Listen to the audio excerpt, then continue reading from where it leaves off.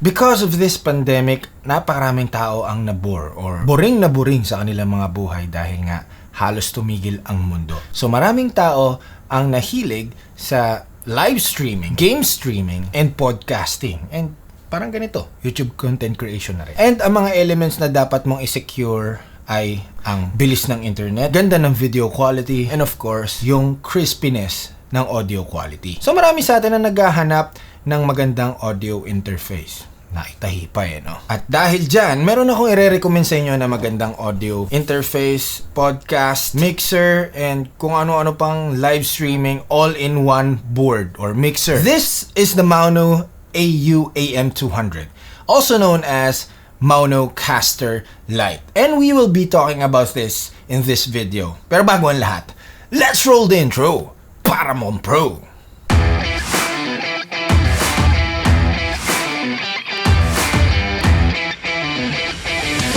Hey, what's up guys? Ryanaudencial and po. Maraming salamat po sa pagbalik nyo dito sa channel ko. Magpasensya na, no? Kung medyo hirap ako magsalita kasi medyo namamaga yung wisdom tooth ko, no? Kailangan ng bunot. Pero ganoon talaga, tuloy lang ang buhay. Anyway, as I've said earlier, we are going to be talking about the Maonocaster Lite or AM200. Pero before we talk about this, gusto ko lang muna magpasalamat sa Maono International and Maono Manila for sending me this unit. But disclaimer lang, no? Pinadala nila sa akin to just to test. Pero hindi nila ako binayaran to create this review video. So meron akong freedom na sabihin lahat ng gusto ko regarding this product. So ngayon natapos na tayo sa disclaimers and thank yous. Let's go see what's in the box.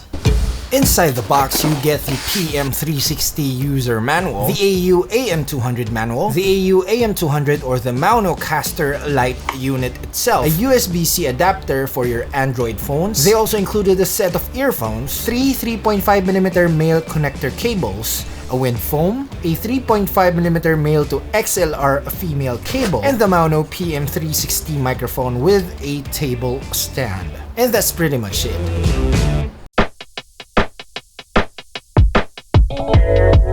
The Maonocaster Lite AU AM200 is an all-in-one podcasting kit or sound mixer or audio interface. Nandito na lahat. Ano sabi? Maono AM200? This is the Maono AM200. Pero yung nire-review niya, Maono AM200-S1. S1, may S1. Bakit may S1? Kasi may kasamang mic. Nagmamarunong. Back to the video. First, let's talk about its build quality. This is made out of plastic, no? Magaan, pero hindi ganun kagaan. Medyo premium naman yung feel niya, no? And look, no? All I can say about sa build quality niya ay maganda yung design. And as you can see, naka-on siya kahit walang USB cable na nakasaksak sa kanya because it has built-in battery. Pwede mo siyang kargahin kahit saan. Yun ang maganda sa kanya, no? Hindi siya bus-powered, meron siyang built-in rechargeable battery. Pero pwede mo rin siyang gamitin, of course, using a USB-C cable. Now, let's talk about the ports and the buttons at the back. First up, we have our power switch or power button. To turn it on and off, you just have to press and hold it for like 3 seconds. And there. Also, we have here a light intensity button. So, it has different levels of light intensity doon sa kanyang mga display, no? Ayan, no? Bumababa. No, you can also completely turn it off if you want. There. And we have here our USB-C port. Now, as I've said, this is an audio interface as well. So, pwede mo siyang gamitin as an audio interface sa inyong computers and cell phones, actually. Meron siyang analog and digital output. The digital output comes out from, of course, the USB-C port right here. Punta muna tayo dito sa kabilang side, no? You have 2 mic inputs. You have mic 1 and mic 2. So, pwedeng dalawang taong gumamit nito at the same time dahil may dalawang mic inputs ka. And, as you can see, 3.5mm jack ang kailangan mo. So, you cannot use your condenser microphones with this kasi XLR yun. You can only use your dynamic microphones. Doon sa mga nagtatanong kung magagamit nyo ba ang USB mics nyo dito like your Maono PM422, no, hindi mo yun magagamit with this board kasi ang input niya lang ay 3.5mm jacks. And this has no phantom power. Wait lang. Mali na naman yung sinasabi nito eh.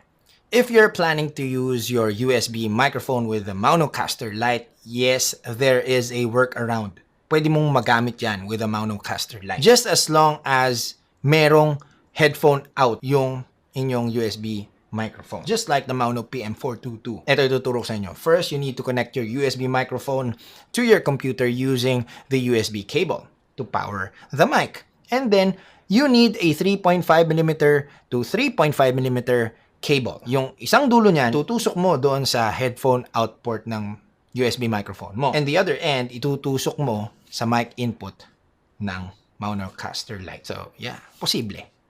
No? Back to the video.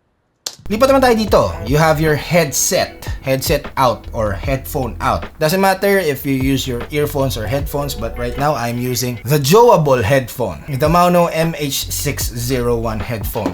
This has 3.5mm jack and pwede mo kabit yan dyan. So that's your headset out port.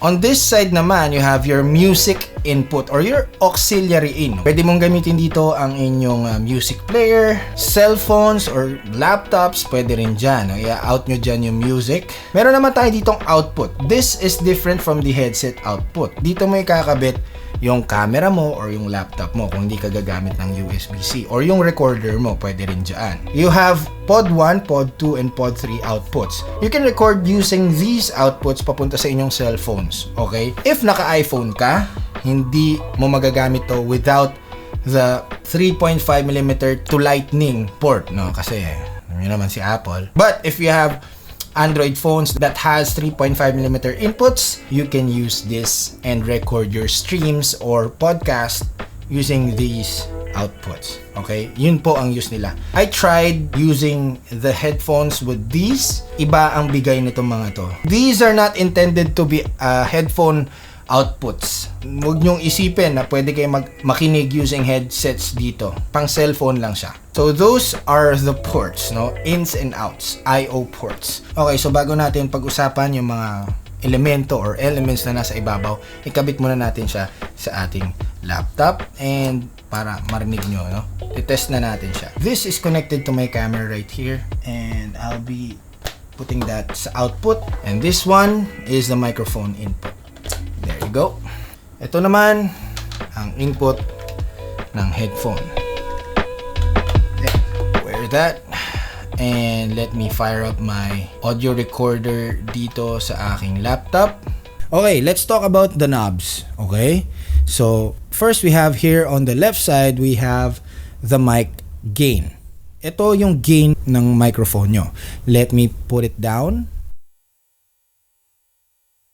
Wala kayo narinig, di ba? Kasi binabaan ko yung microphone. By the way, this microphone gain knob will affect both the microphones na nilagay mo sa inputs nila. Yung mic 1 and 2 doesn't have independent mic gains. So, ito ay universal for your mics, both your mics, okay? So, this is the mic gain.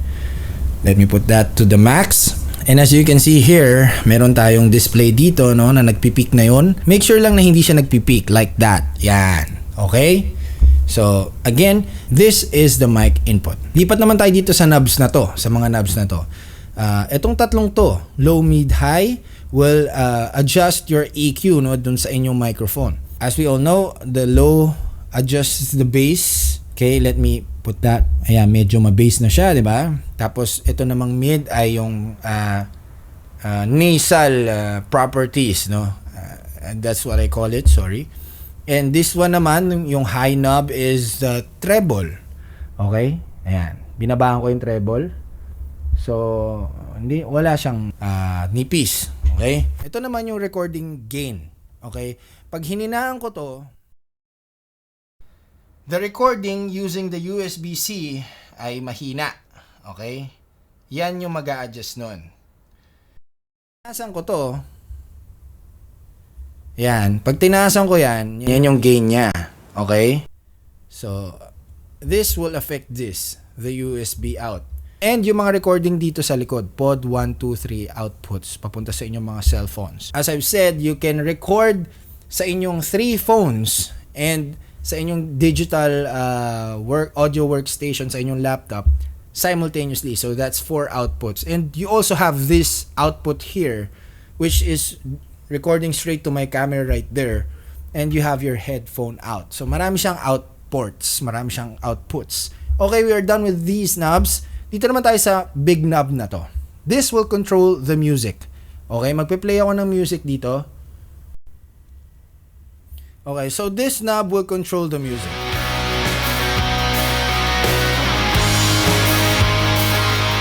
Okay? Sana naintindihan nyo, no? This controls your mic inputs. This controls the music. And speaking of music, the Maonocaster Lite also features Bluetooth connection. So meron ka ng auxiliary in dito, which you can connect to your phone and play music there. You can also connect another phone and play music using the Bluetooth. Wireless na yung playback ng music mo. And that music from the Bluetooth connection will be controlled by this knob. So, lahat ng music, auxiliary input, Bluetooth input, and the USB-C input will be controlled by this knob. Makikita mo rin yung palo ng music dito, no? I'm missing you. And now let's look at the faders. We have two faders right here. One is the monitor fader. Ito po ay ko-control doon sa inyong headphone out and output po, no, sa inyong camera. This is connected to my camera.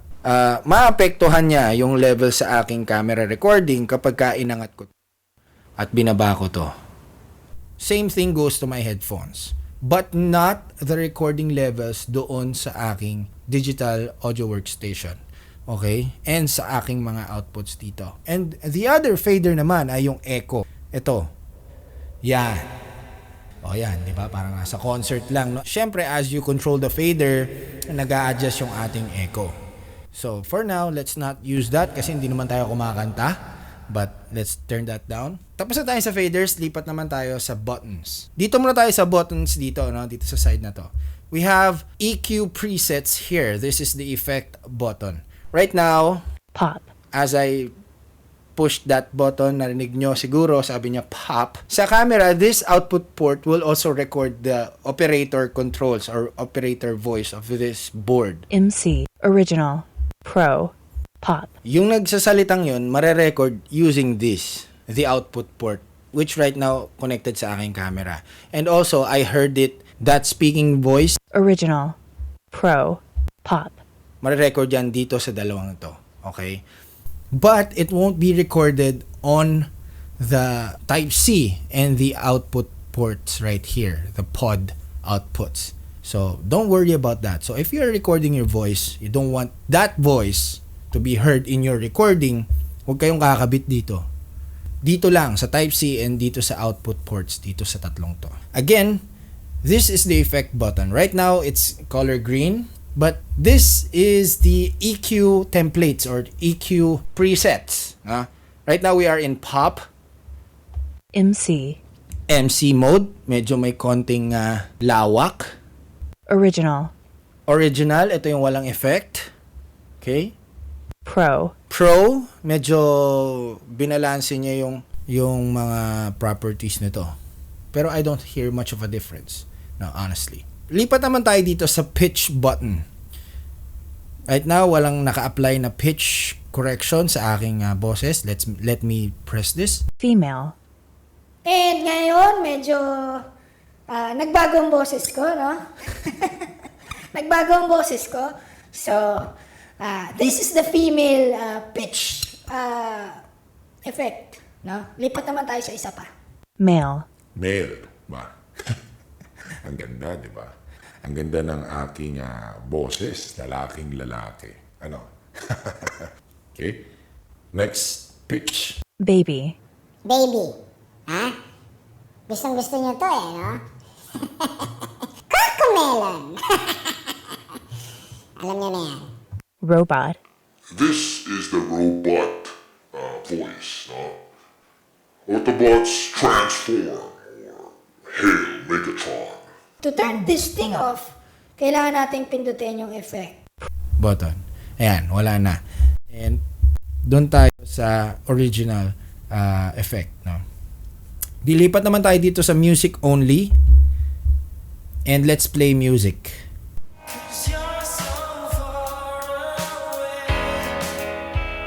Let's turn it off.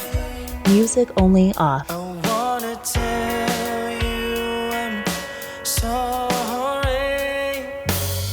Music only.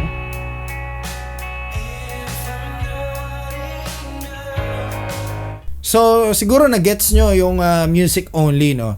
Ginagawa niyang halos -1 yung music. Inaalis niya ng pilitan yung boses doon sa ating playback music, which is yung kanta ng Pick Factory. So, pero I know it doesn't do a great job, no?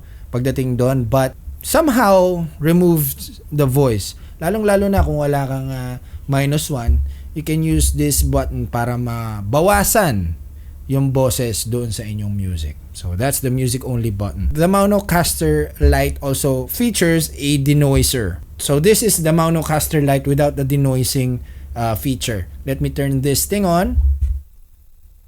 Yan. Nawala na yung yung tunog ng aircon. So this cancels the noise, no? This denoises the sound.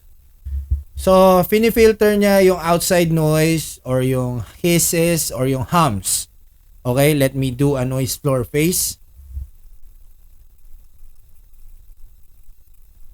Now, let me turn this thing off. Diba, meron ng tunog ng aircon. So, this will help you out if you want to lessen the background noise or yung tunog ng electric fan, tunog ng aircon. Ito naman ay yung loop back button and yung side chain. Pag-uusapan natin yan mamaya, no? Mamaya natin balikan yan, okay? Dito naman tayo sa ating mga built-in sound effects. Ito ay gagamitin mo kapag ka nagpa-podcast ka, gusto mo may mga sound effects like this. Can you feel it? Can you feel it? Sure, can you feel it? O yan, yan yung gagamitin mo pagka opening ng podcast mo. I know, may sarili kang opening sa podcast mo and gusto mong mag-record ng sarili mong opening. We'll talk about that later. Pero ito yung mga built-in effects mo na. Okay? Let's do the applause. The gunshot. Laughter. Okay? Booing.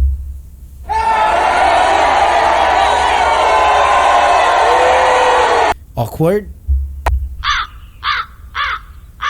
Slapping. Oof. And cheering. Okay. We have here 4 blank sound banks, no? Bakit blanco? Kasi pwede mong i-customize o pwede ka mag-record ng sarili mong sounds, no? Using the loop back button. Okay, i-demo natin, no? Let's press the loop back. And then hold one of these buttons para mag-record ng something, no? Let's say this one. Let's press and hold it until mag-blink yung light and then you can record na. Okay? Hey, what's up guys? Ryanaudencial and Poy. Maraming salamat po sa pagbabalik nyo dito sa channel ko. And then let's press the loop back button again. Na-save na yon doon sa button na yon. So let me adjust this up para marinig yung ating recording and press that button. Hey, what's up guys? Ryanaudencial and Poy. Maraming salamat po sa pagbabalik nyo dito sa channel ko. So, this loop back button and these blank SFX or sound banks will definitely help you if may gusto kang i-record ng sarili mo like your intro ng iyong podcast, pwedeng stinger or kahit ano pa. So, napaka helpful nitong mga nitong combination na to. Now let's talk about the last button, which is the Electron button. The Electron button is your auto-tune button. This is the music key button. Let's press that out. And by the way, before we do that, itong Electron button is a touch button, so walang ingay kang maririnig dito sa button na to. So let me touch that button. Yeah! At the bartender! O, diba? Para kasi T-Pain dito, no? And to turn that auto-tune off, you just have to press the effect button again. Okay, so you have no auto-tune. So let's talk about the uses of the Maonocaster Lite. You can use this as an audio interface. Pwede kang mag-record dito using your digital audio workstation. If you are doing voiceovers, pwede ito. If you are doing live streaming, game streaming, pwede ito. Online selling, pwede din. If you are doing conference calls like Zoom, Skype, Google Meet, and kung ano-ano pang conference call, pwede mo tong gamitin because this has Type-C connection. Of course, you can also use this with your phone by using the right adapters. Asa mo pa ba siya pwedeng gamitin? Like that, yung ginawa ko, nag-cover ako ng song, nag-play lang ako ng music sa laptop ko, and nag-record na ako. That, by the way, was recorded straight to my camera. So, hindi ako nag-edit, hindi ko minaster yon. That's raw from this unit. So, ayun yung mga uses nitong Maonocaster Lite. Now, let's talk about the things I like about this Maonocaster Lite. No? First is the versatility. Meron siyang analog and digital connections or outputs. No? Pwede sa Type-C, pwede ring analog using these 3.5mm outputs. Second thing that I like is the design. Parang pro na pro ang datingan mo. And of course, it's also portable. Yun yung pangatlo, portability. Meron siyang built-in battery, na-charge mo siya. You can see the battery levels right here. I also like the fact that it has EQ knobs right here. Ako kasi medyo mahilig ako magkalikot ng mga yan. Now, here are the things that I don't like about this product. One, siguro hindi dahil sa ano na to, sa unit na to. Siguro dahil sa mic, no? Kasi rinig mo yung, di ba? Again, that's not a problem no dun sa unit but sa mic itself. Number 2, every time na pumipindot ka ng button dito sa side na to, nag-i-stop yung recording. Let me demo that, no? I will like it more if hindi napuputol yung audio waves na yun or yung sound na yun. The next thing that I don't like is not having individual gain levels or gain controls dun sa kaniyang microphone. I just wish na mas kumbaga, makokontrol mo rin yung mic input too. So, those are the only things that I don't like about the Maonocaster Lite. All in all, the Maonocaster Lite is really outstanding, no, when it comes to versatility and the quality, no. Lossless transmission ito, whether it's analog or Type-C. It's plug and play, so kahit anong gamit mong computer, papasok siya, magagana siya kagad. Now, if you are looking for an affordable option, audio interface para sa inyong live streaming, podcasts, at kung ano-ano pang kailangan ng microphone at audio interface, I highly recommend the Maonocaster Lite for those audio needs. Okay, wag ka muna umalis dahil meron akong pag-giveaway itong Maonocaster Lite. Maono Manila will be giving away 1 unit of the Maonocaster Lite, complete kit with a microphone. So here are the mechanics para manalo ka ng Maonocaster Lite kit. First thing you need to do is to like and follow Maono Manila on Instagram and on Facebook. Nandiyan ang mga links sa baba. Second thing you need to do is to share this video on Facebook using these hashtags. Yan yung mga hashtag natin. Ganun lang. Napakasimple. Hindi mo kailangan mag-subscribe sa akin. Pero kung trip mo naman, mag-subscribe ka na rin para nandito ka na lang rin. Kiklik mo lang naman yan. I just wanna thank Maono Manila for doing that, no? Nagpapag-giveaway sila sa ating mga constituents or sa ating mga audience. Maraming salamat, Maono Manila. Now, i-announce ko ang winner using the Wheel of Names. And dito sa date na to ko, i-announce yung winner na yan. Now, meron syempreng deadline, no, kung hanggang kailan ka lang pwedeng mag-share at manalo nito, no. Ito yung deadline. And I will announce the winner on this date. And i-announce ko yan sa aking Facebook page. Yung aking Facebook page ay nandyan sa description sa baba. Now, that has been my review of the Maonocaster AM200 or the Maonocaster Lite. AM200-S1 nga. S1, ha? Sa akin kayo maniwala, ha? Tsaka nandiyan naman sa title, eh. Di ba? Oh. Huwag kayo maniniwala dito. AM200-S1. Okay? Okay. If you want to know more about this product, make sure you check out the links below. If this video helped you, please give it a thumbs up, subscribe if you haven't already, and click that bell as well. Once again, this has been ryanaudencial. Thank you so much for being here, and see you in the next video.